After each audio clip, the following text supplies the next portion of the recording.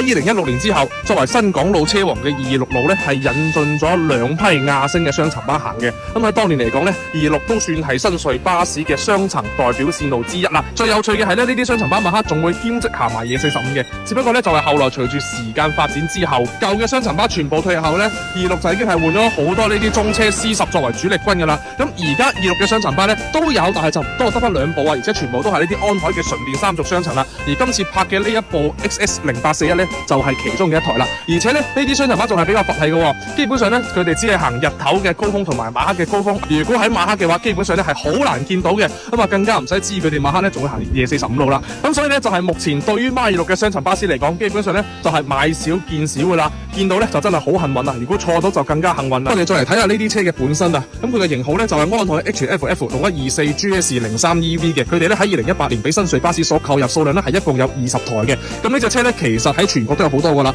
無論係喺東區嘅珍寶廣東之內嘅肇慶、南方嘅海南，包括成都嘅雙流巴士等等呢，都係有個呢個型號嘅存在嘅。咁整體嚟講呢款車呢都非常之唔錯嘅。咁喺外觀方面呢部車所表現出嚟就係成個安海 G9 系列嘅樣啦。呢個由賽特拉所演變過嚟嘅車頭同埋成個比較圓形嘅雙層巴士嘅車身啊，並且最有特色嘅係佢仲搭配埋呢啲有菱形嘅輪毂蓋，咁啊成台車睇起身呢就比較圓潤嘅，同埋我個人覺得都係比較好睇嘅。不過目前呢佢呢台車係由於上咗個廣告嘅關係，就睇唔到新隧巴士嘅冚家產嘅塗裝，所以呢目前外觀就係咁樣樣啦，大家見仁見智嘅。咁上到車之後呢就可以見到呢啲車嘅配置都係唔低嘅。首先呢一級踏步入口就已經係俾到咗啦，同樣呢我哋可以見到成個司機位呢就係一個安海標嘅方向盤，不過而家呢個 logo 好似冇咗啦，然之後仲有一個機械式嘅儀表盤所組成嘅。另外呢就係以我1.82米嘅身高，目前企喺一層呢度，成台車嘅空間都唔會好局促，反正我自己呢係仲可以條腰伸到直一直都係冇問題嘅。然之後呢前部由於佢係裝配咗一個空氣懸掛嘅原因，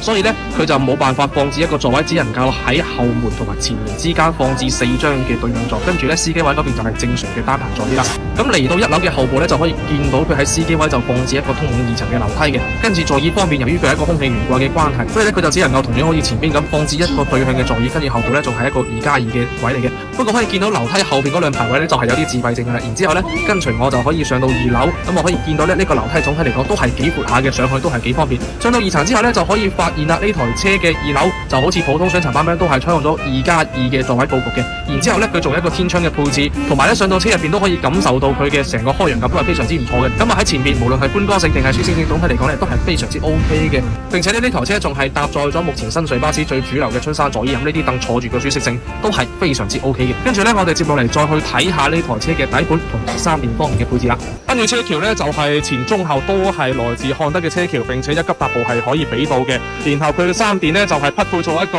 寧德時代308度嘅電池，同埋配合一個特配來嘅電機。咁總體嚟講呢啲車都係唔錯啦。咁至於而家呢佢就要發車啦，所以我哋只能夠下次有緣再見啦，拜拜。